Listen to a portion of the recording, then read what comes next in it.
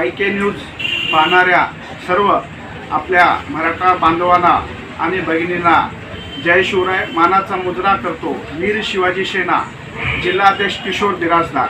ते जे जनगणतीबद्दल का म्हणणं आहे सर? आपलं जनगणती जे चालले कर्नाटकमध्ये कुणबी जात मराठा हिंदू त्याबद्दल आपलं का मनोगत आहे सर? सर्व कर्नाटक राज्य मागासवर्ग आयोग सामाजिक आणि शैक्षणिक सर्वेक्षण करण्यात यावर्षी 2025 मध्ये जनगणना करण्यात आलेली आहे। त्याच्या विषयावर सूचना सर्व मराठा बांधवांना देण्यात येते की आपल्या सगळे खेड्यामध्ये सिटीमध्ये राहणाऱ्या सर्व मराठा बांधवांना कळविण्याची विनंती करतो की हे सर्व मराठा जाती जनगणना सरकारकडून करण्यात येत आहे।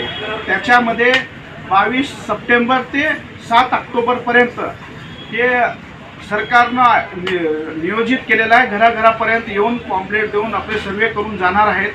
त्याच्यामध्ये सर्व समाज मराठा बांधव या घरामध्ये आई बहीण कोणी असो, जास्त तरी घरामध्ये सगळे लेडीज लोक असतात, त्यांना विनंती करण्यात येते की आपल्याला ते जे नोंदणी करून घ्यायला येणार आहेत घरापर्यंत, त्यांनी तुम्हाला 2-3 प्रश्न विचारते।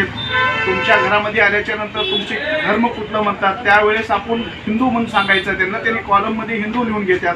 परत जात म्हणून विचारतात, त्या जात म्हणून म्हटल्याच्या नंतर सगळ्याला कृपया विनंती करतो की त्या जागी जात म्हटल्याच्या नंतर मराठा म्हणून लिहायचं। त्याच्यानंतर तिथं उपजात म्हणून एक विषय आहे, ते उपजातीमध्ये कुणबी म्हणून लिहिण्याचा प्रयत्न करावा। सर्वजून कुणबी म्हणून लिहिण्याचा हा प्रश्न जरुरी आहे।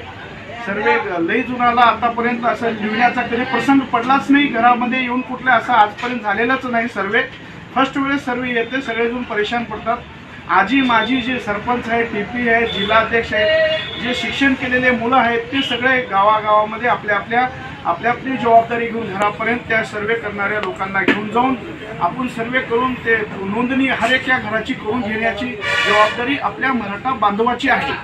आणि त्याच्यानंतर मातृभाषा म्हणजे मराठी लिहायचं हे 22 तारीख ते 7 तारखेपर्यंत जर जाती जनगणना करण्यात येईल।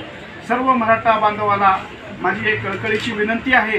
हे सर्वे करण्याचं कारण काय म्हटलं तर कर्नाटकमध्ये आपलं समाज किती आहे ते कळलं जाईल। त्याच्यानंतर शिक्षणामध्ये आणि आपल्याला नोकरीमध्ये ह्याचा लाभ खूप होईल। त्याच्यासाठी जास्तीत जास्त सर्व एकजुंटी चुकणी असं करून सर्वजून करावं म्हणून माझी विनंती आहे। आपका नाम सर?